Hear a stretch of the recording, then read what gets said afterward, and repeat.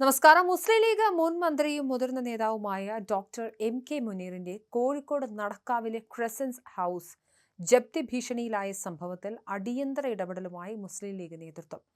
കേരള രാഷ്ട്രീയത്തിൽ ഇതിഹാസമായിരുന്ന CH മുഹമ്മദ് കോയയുടെ ഓർമ്മകൾ ഉറങ്ങുന്ന തറവാട് വീട് നഷ്ടപ്പെടാൻ അനുവദിക്കില്ലെന്ന് പാർട്ടി നേതൃത്വം വ്യക്തമാക്കി. മുനീർ സാഹിബിന്റെ സങ്കടം കേവലം ഒരു വ്യക്തിയുടേതല്ല എന്നും അത് ലക്ഷക്കണക്കിന് വരുന്ന ലീഗ് അണികളുടേതാണെന്നും മുസ്ലിം ലീഗ് അഖിലേന്ത്യാ സെക്രട്ടറിയും കോഴിക്കോട് സൗത്ത് മണ്ഡലം UDF സ്ഥാനാർത്ഥിയുമായ ഫൈസൽ ബാബു പറഞ്ഞു.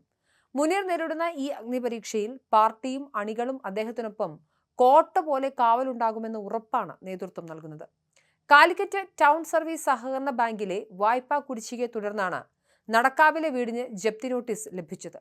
പലിശയടക്കം 49 ലക്ഷം രൂപയുടെ ബാധ്യതയാണ് നിലവിലുള്ളത്. ഈ മാസം 31-നകം തുക അടച്ചു തീർക്കാത്ത പക്ഷം ജപ്തി നടപടികളിലേക്ക് കടക്കുമെന്നാണ് ബാങ്ക് നൽകിയിരിക്കുന്ന അന്ത്യശാസനം. എന്നാൽ ക്രസന്റ് ഹൗസ് എന്നത് MK മുനീറിന്റെ മാത്രം വീടല്ല എന്നും അത് ഓരോ ലീഗ് പ്രവർത്തകന്റെയും വികാരമാണെന്നും ഫൈസൽ ബാബു കൂട്ടിച്ചേർത്തു. പാണക്കാട് സയ്യിദ് സാദിഖ് അലി ശിഹാബ് തങ്ങളും PK കുഞ്ഞാലിക്കുട്ടി സാഹിബും ഉൾപ്പെടുന്ന നേതൃത്വം മുനീറിനെയും കുടുംബത്തെയും അന്തസ്സോടെ സംരക്ഷിക്കുമെന്നും വീട് നഷ്ടപ്പെടുമെന്ന ചർച്ചയ്ക്ക് പോലും ഇനി പ്രസക്തിയില്ലെന്നും അദ്ദേഹം വ്യക്തമാക്കി.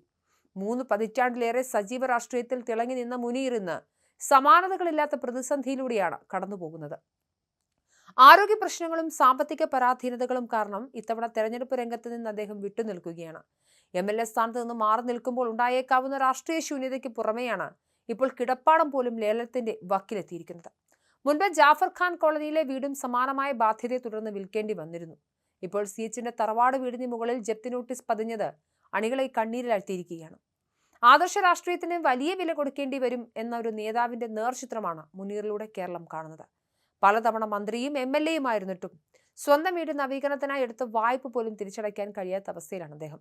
ഒറ്റത്തവണ തീർപ്പാക്കൽ പദ്ധതി പ്രകാരം 48 ലക്ഷം രൂപയെ ബാധ്യത കുറച്ചു നൽകിയിട്ടും അത് അടച്ചു തീർക്കാൻ മുൻ മന്ത്രിക്കായില്ല എന്നത് രാഷ്ട്രീയ എതിരാളികൾക്കിടയിൽ പോലും മുനീറിന്റെ സത്യസന്ധതയെക്കുറിച്ചുള്ള ചർച്ചകൾക്ക് വഴിവെച്ചിട്ടുണ്ട്.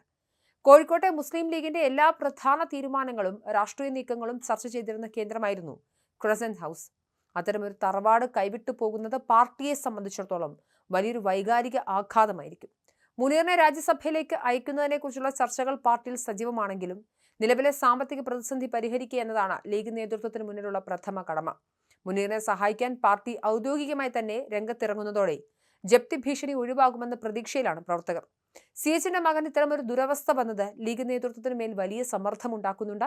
അതുകൊണ്ട് തന്നെ പണം സമാഹരിച്ച് ബാധ്യത തീർക്കാനുള്ള നീക്കങ്ങൾ അണിയറയിൽ സജീവമായി കഴിഞ്ഞു.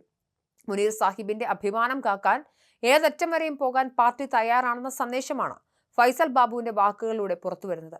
അഗ്നിപരീക്ഷകൾക്കൊടുവിൽ മുനീർ സജീവ രാഷ്ട്രീയത്തിലേക്ക് മടങ്ങി വരുമെന്ന ശുഭാപ്തി വിശ്വാസത്തിലാണ്